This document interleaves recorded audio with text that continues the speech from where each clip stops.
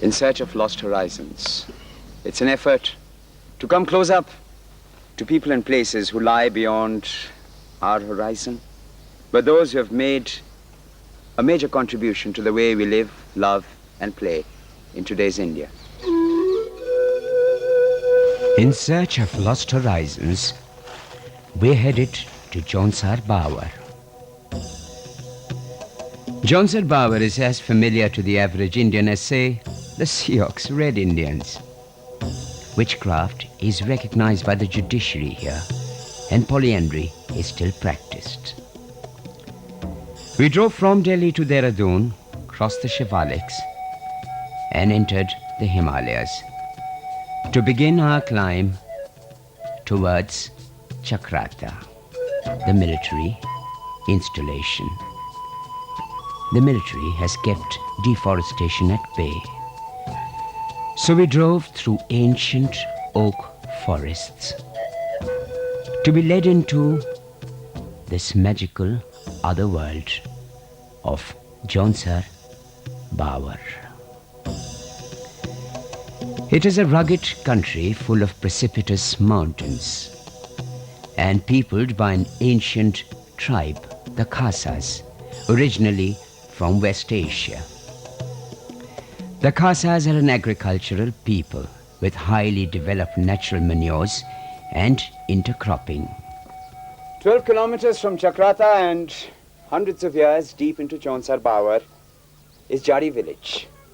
It's colder here, or Jara, so Jari. We're here to take a close look at a day in the life of this village.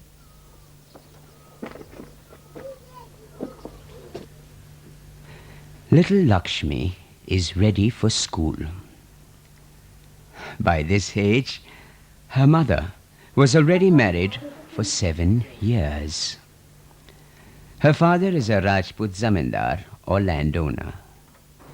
Mourning for this pastoral tribe is signal for heading to the fields. But today is special. This is the Pagyali, a hark back to an ancient cooperative custom. Whenever a family needs assistance on the fields, they can sound the Pagyali. Villagers participate wholeheartedly, ensuring a return of favor when their turn comes. The men went down to the fields, and the clouds rose up to the villages. The women continued working, unconcerned.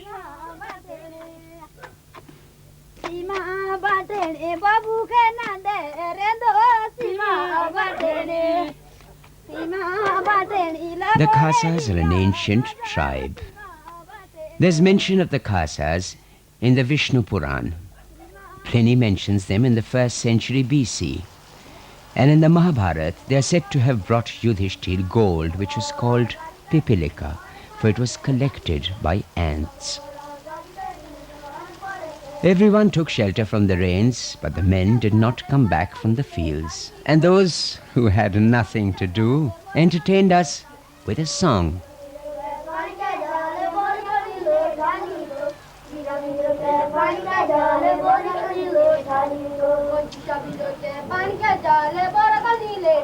The bus is a vital part of their existence, for it links Jari with Chakrata on one side and Tuni on the other. We selected this village because it was located on the road. And change, you always know, comes along the road. So we thought it was best to study a Jaunsar Bawari village which was on the road head, or a place that had possibilities of change. But in a strange way, things still remained the same. The houses, the objects they used, they were as ancient as the tribe themselves.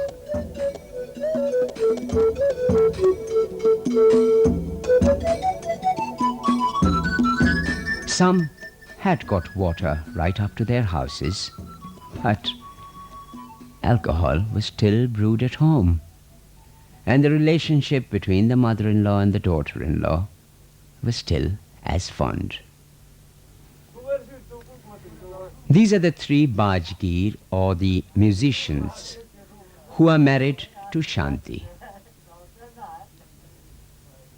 It was strange. Here we were, watching this woman serve her three husbands, and not once did we feel that we were being voyeurs, that we were looking into their lives. It was all very easy. And when the alcohol flows, especially when it's freshly brewed, song and dance can't be far off.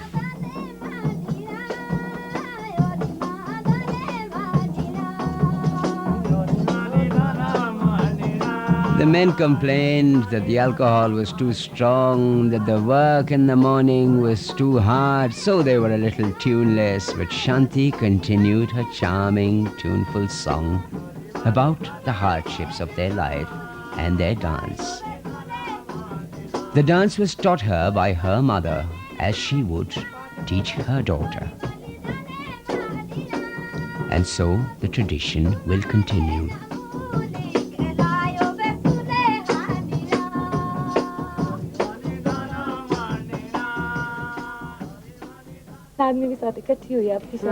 So you live with three men? We find it difficult to survive with just one husband. I have three husbands and I am one. I have three children, one son and two daughters. The Khasa woman has very little leisure. When she finds the work too strenuous, she leaves her husband's home to go to her parents, and there to let her hair down and become what they call a dhyanti. The Jaunsari is very cautious about how much they would let their wives do. But change has also brought in a caste divide in this society.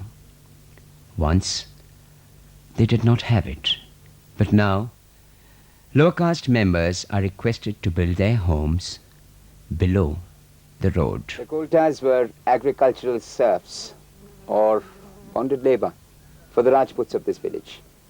But things have changed with government largesse. Do tell us, what are the changes in your lives?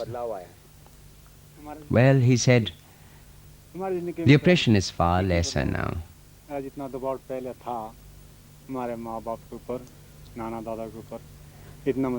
Is this something that is only true of the Koltas, or is it also for the Bajgirs and the Lohars?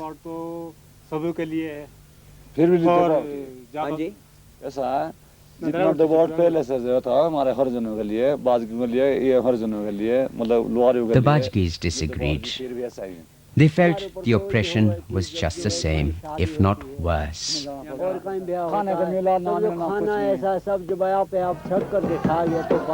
But no divide could come in the way of the Jaunsari's zest for life.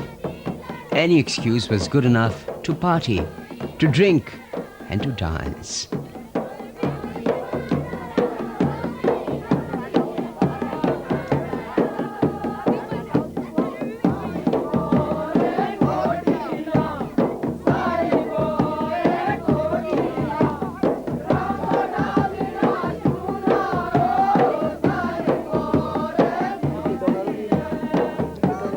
There was something disconcerting about these modern costumes, this ancient dance, and these people who claim their polyandrous descent from the Pandavas.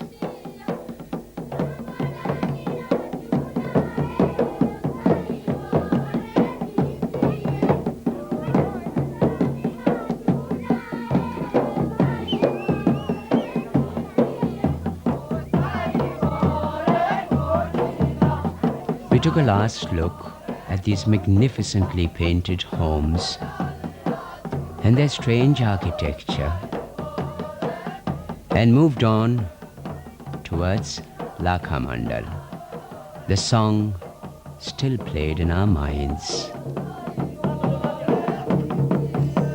Lakhamandal is a religious center of great import, which also has a museum that apparently provides substantive proof of the Khasa's origin.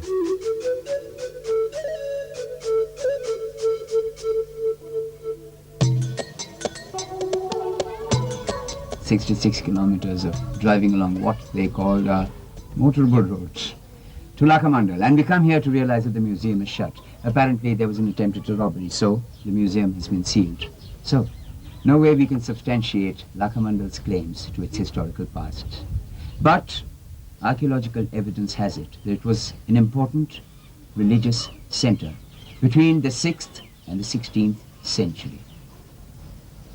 Local lore also has it that their etymological roots come from the word Laksha Greh, or the house of wax that was built to burn the Pandavas in. No evidence on that score either. The temple had an ancient, raw power and charm.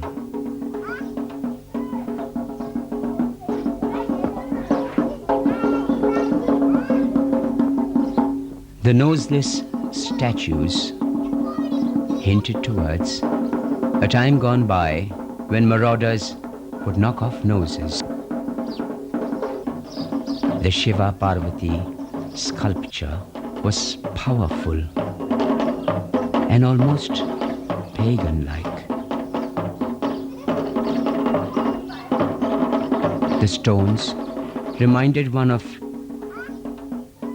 Nalanda or Sarnath.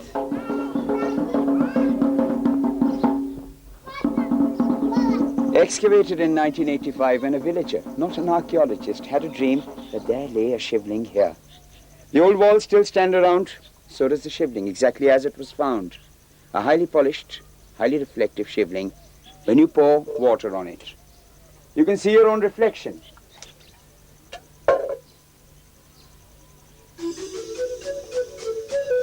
And onward we went for our rendezvous with the supernatural world.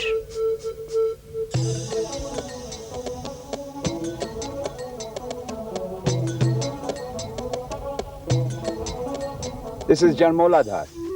We leave behind the Yamuna Valley and enter the enchanted Tons Valley, and on to Hanol. Witchcraft is punishable by law here, yet every Jaunsari believes in it. We followed the Tons River, which is the result of the confluence of the Rupin and the Supin, both glacial-fed rivers, to the Hanol temple.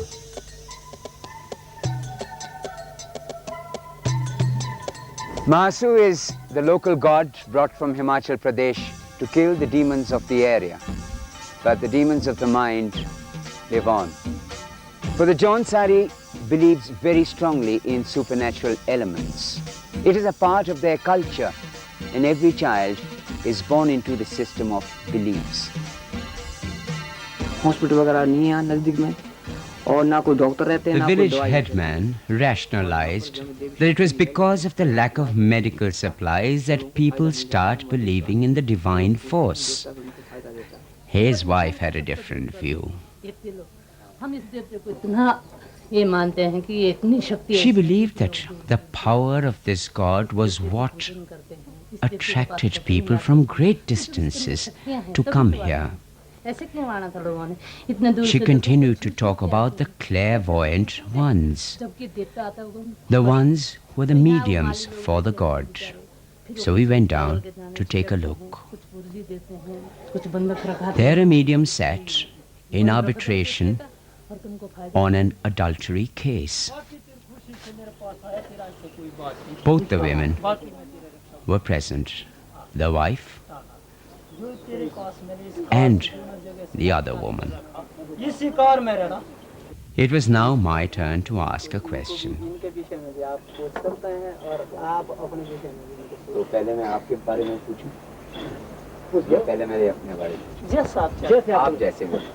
I began by asking him about himself. And he began with great candor. पता नहीं देवते ने क्या है किसी ने क्या हो देवते ने क्या हुआ that he had been driven mad when he was just 2 or 3 years old. He was sick and tormented. Of course, he believed that this was because of the Devta.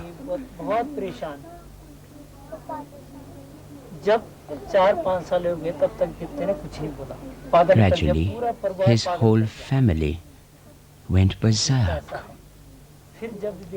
Finally, the Devta or God informed him that he was the chosen, clairvoyant one. Then I asked after myself and asked him a most innocuous question. How would our film go? How would this project work out? And he entered his trance.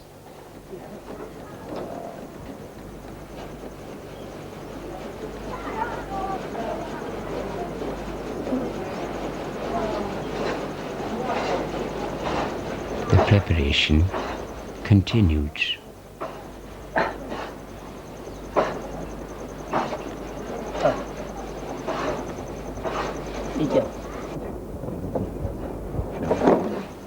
The onlookers all sat wrapped in attention.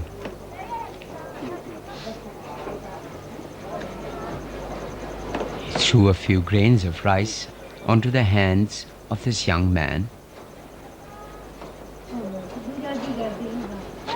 and then gave me a perfectly innocuous answer.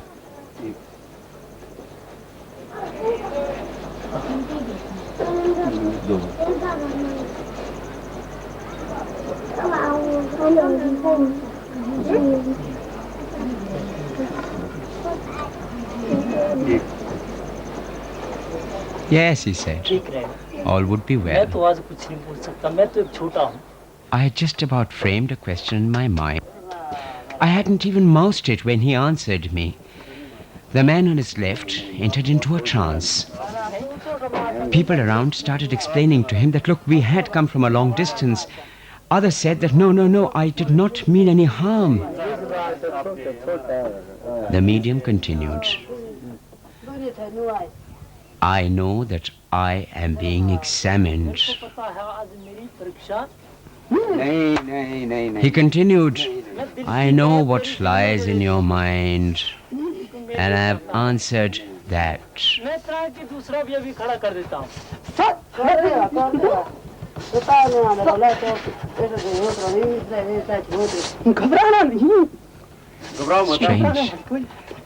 This man in the middle of a trance and a fit starts telling us not to get worried, not to be scared.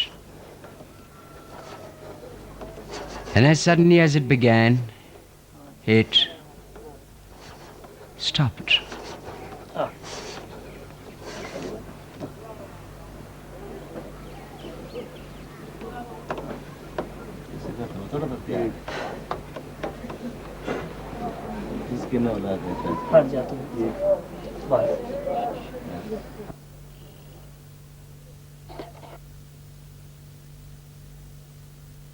In the backyard of the Hanol temple for Mahasu.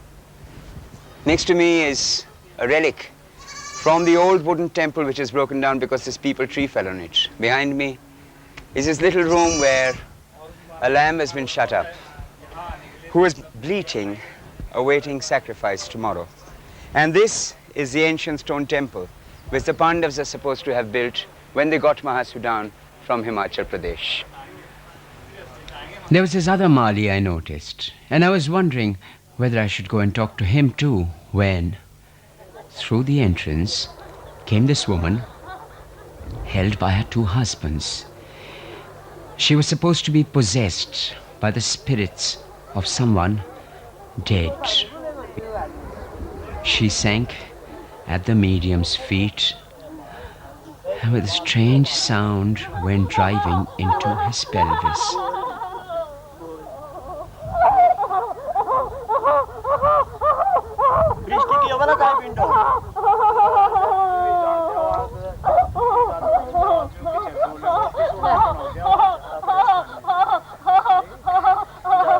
medium kept saying, "Don't go on the path of sin.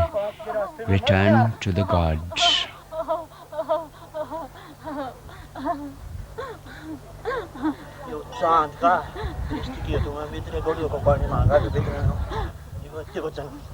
She was now being brought into the temple. They said, once she comes face to face with Mahasu, it becomes far too much for the spirits to reside in her, and they take heal.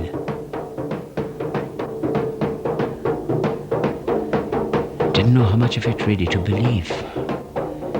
But here it was happening all in front of us.